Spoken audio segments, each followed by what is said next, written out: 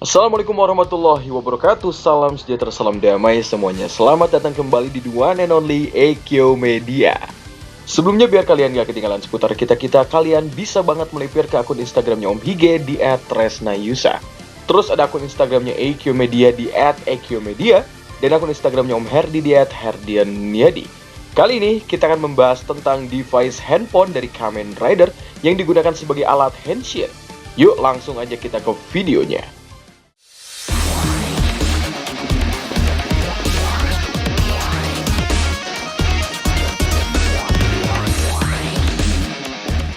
Satu, yang digunakan oleh para rider dalam dunianya Kamen Rider Vice.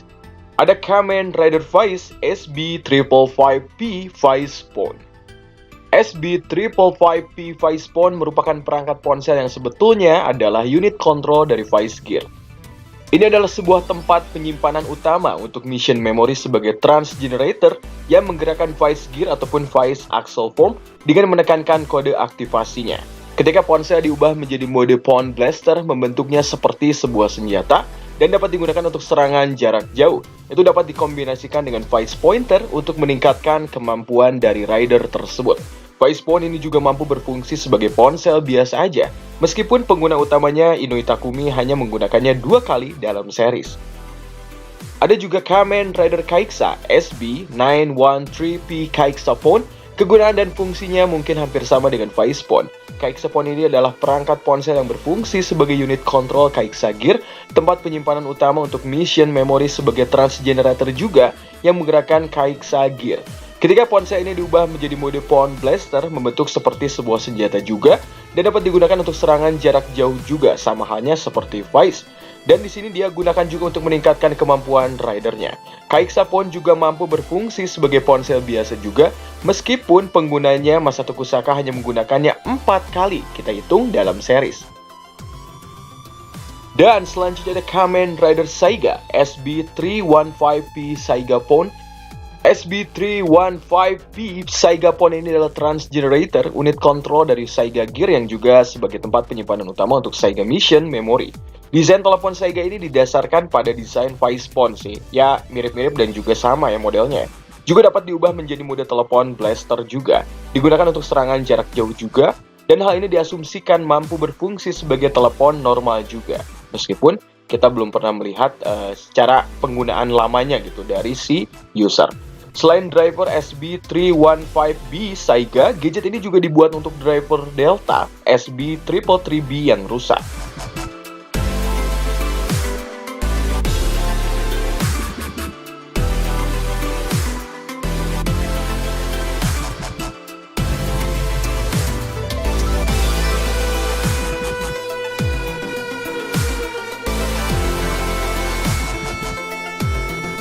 Sekarang lanjut lagi ke nomor 2, Kamen Rider Den-O Kei-Taros. Climax Cellphone Kei-Taros adalah ponsel khusus yang terbentuk dari sisa-sisa pasir Taros setelah bereaksi terhadap emosi Ryotaro Nogami yang terhubung dengan Taros di akhirat di Isekai. Masing-masing tombol pada keypad berkolerasi dengan frasa yang memungkinkan bagi Ryotaro memanggil salah satu dari Taros. Setelah menempel pada Den-O Belt dan kode 369 pagar dimasukkan, Den-O dapat berubah menjadi Climax Form. Kei-Taros juga dapat memanggil pedang Denkamen atau Denkamen Sword untuk membangkitkan liner form ataupun akses instan ke dalam form tersebut.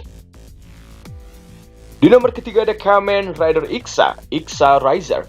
Ixa Riser adalah senjata pistol seperti ponsel yang terlepas dari bagian mulut Ixa yang memungkinkan untuk dia agar berubah menjadi mode Rising Ixa. Mode senjatanya diakses dengan memasukkan puzzle ke dalam slot di bagian belakang Ixa Riser, memutar slot di bagian samping untuk berubah menjadi pegangannya. Awalnya Ixa Riser tidak dikalibrasikan dan juga ledakannya memiliki recoil yang besar-besaran.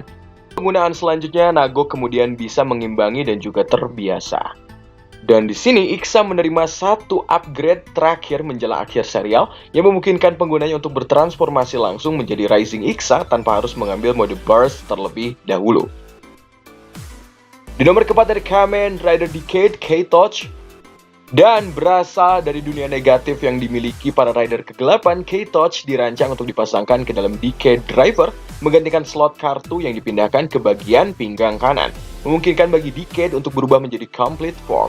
Untuk berubah, Decade ini harus memasukkan kartu Complete Form ke dalam K-Touch untuk menekankan simbol secara berurutan dari Kuga ke Kiva sebelum menekankan simbol Decade yang akan memicu transformasi berlangsung.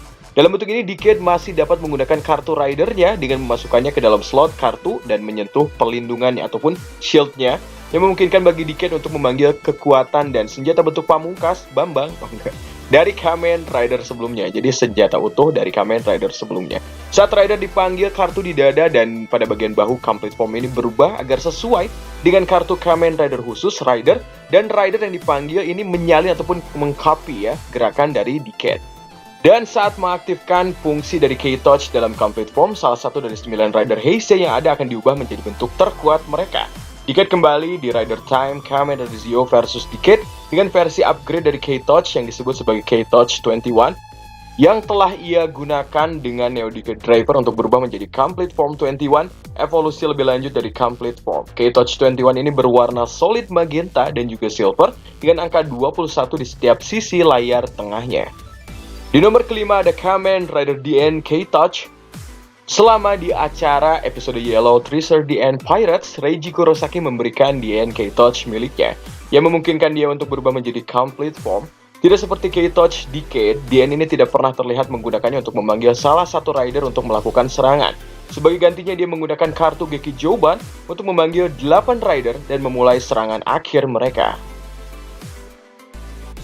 Di nomor ke-6 ada Kamen Rider Force NS Megaphone. NS Megaphone ini memiliki dua fungsi. Itu dapat dipecah menjadi N ataupun North Magnet Switch dan South Magnet Switch dan dimasukkan ke dalam Force Driver untuk mengakses Magnet States. Saat dimasukkan ke dalam driver, mereka digunakan sebagai joystick untuk mengontrol modul Magnet Cannon. Ketika kedua bagiannya terpasang, dapat digunakan sebagai sebuah telepon. Ini juga merupakan bagian penting ya dari dua saklar magnet tersebut karena tanpa itu, Forze tidak dapat mengakses status magnet dan hanya mengakses modul magnet yang tidak dapat dikendalikan oleh dirinya sendiri. Di nomor ke-7 ada Kamen Rider Delta SB333P Delta Pawn yang ini ada di bagian Narable Mansion pastinya. Delta Pawn adalah unit kontrol dari Delta Gear, itu dapat dihubungkan ke dalam Delta Mover untuk membentuk Delta Blaster. Anehnya Delta Pawn ini kayak sama sekali bukan ponsel gitu, melainkan sebuah gagang pistol dengan pelatuk dan antena ponsel yang menjadi pegangan Delta Blaster gitu. Desainnya mungkin terlepas dan kayak terinspirasi dari beberapa walkie-talkie yang seperti berbentukan grip. Sedangkan telepon Vice dan juga Kaiksa ini diaktifkan dengan nada sentuh, jadi dua hal yang berbeda. Gadget Pawn Delta ini diaktifkan dengan suara, perintah angka dimasukkan secara verbal. Tidak seperti Vice dan juga Kaiksa, Delta Pawn hanya berfungsi sebagai perangkat kontrol untuk Delta Gear, dan Transgenerator yang menggerakkan gear sebenarnya adalah bagian dari komposisi Delta Driver. Dan terima kasih telah menonton video kali ini. Mohon maaf ada kesalahan, silakan kalian tulis di kolom komentar apabila kami juga ada lupa-lupa ya mengenai rider mana yang belum kami masukkan di list kali ini. Oke, terima kasih telah menonton. Wassalamualaikum warahmatullahi wabarakatuh.